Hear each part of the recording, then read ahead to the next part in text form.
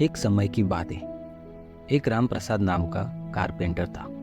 वह अपने कामगिरी में बहुत ही मशहूर था। उसने बनाए लकड़ी के घर बहुत ही मशहूर और टिकाऊ रहते थे। राम प्रसाद के मालिक को उसके काम पर बहुत भरोसा था। पर अब राम प्रसाद बूढ़ा हो चुका था। तो राम प्रसाद ने सोचा कि अब वो यह काम छोड़कर बाकी का जीवन अपने परिवार के साथ बिताएगा और आराम करेगा। तो राम प्रसाद ने एक दिन सेठ जी के पास जाकर कहा, सेठ जी, अब मैं बूढ़ा हो चुका हूँ। अब मुझसे और काम नहीं होता। अब मैं बाकी का समय अपने परिवार को देना चाहता हूँ और अब थोड़ा आराम से बाकी का जीवन बिताना चाहता हूँ। ये सब सुनकर सेठ जी को थोड़ा बुरा लगा, क्योंकि राम प्रसाद उनका एक बहुत ही पुराना और एक ईमानदार कारीगर था और सालों से सेठ जी के पास काम पर था। पर सेठ जी को पता था कि राम प्रसाद को एक ना एक दिन काम छोड़कर जाना ही था। तो सेठ जी ने राम प्रसाद से कहा, ठीक है, तुम्हें जाना है तो मैं नहीं रोकूंगा, पर तुम्हें मेरा एक आखिरी काम करना होगा। बोलो, करोगे? सेठ जी ने राम प्रसाद से कहा। राम प्रसाद थोड़ा सोचने लगा। उसने सोचा कि चलो, आखिरी काम है, कर देते हैं। सेठ जी को मना भी तो नहीं कर सकते। तो राम प्रसाद ने सेठ जी से पूछा, जी बोलिए, कौन सा काम करना है सेठ जी? तो सेठ जी ने राम प्रसाद से कहा, मुझे एक आखिरी लकड़ी का घर बना दो, जिसको मुझे एक खास व्यक्ति को बनाकर समय पर देना है। तुमसे बढ़िया वो काम कोई नहीं कर सकता, इसीलिए मेरा ये आखिरी काम कर दो। तो राम प्रसाद ने सेठ जी को हाँ कह दिया और वो अगले दिन से लकड़ी का घर बनाने में लग गया। राम प्रसाद घर बनाते वक्त सोचने लगा कि ये तो उसका आखिरी काम है, तो वो इसे जल्दी बनाकर पूरा कर देगा। राम प्रसाद अपने काम में आलसीपन करने लगा।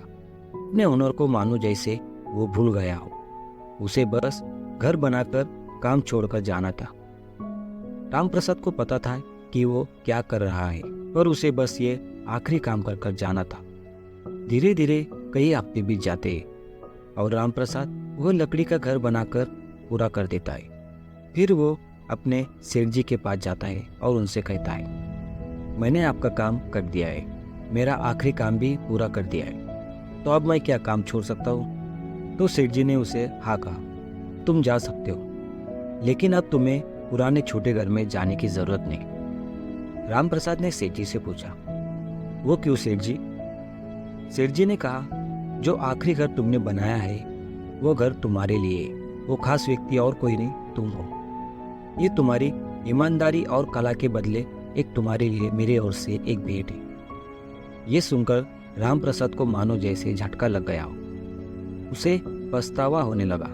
उसका यह आखिरी काम समझकर उसने घर को खराब तरीके से बना दिया था और असल में तो वो उसका ही निकल गया। और राम प्रसाद को अपने इस व्यवहार पर बहुत निराशा हुई।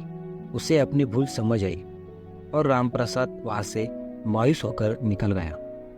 दोस्तों, इस कहानी से हमें यह सीख मिलती है कि हर काम को हमें पूरी मेहनत और ईमानदारी से करना चाहिए, बल्कि वो हमारा आखिरी ही काम क्यों ना हो।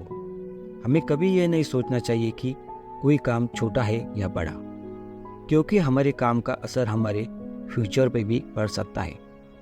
जैसे राम प्रसाद ने अपना आखिरी काम हल्के में लिया, लेकिन उसे अंत में एहसास हुआ कि अगर वो काम को दिल से करता तो उसकी लाइफ भी बेहतर हो सकती थी।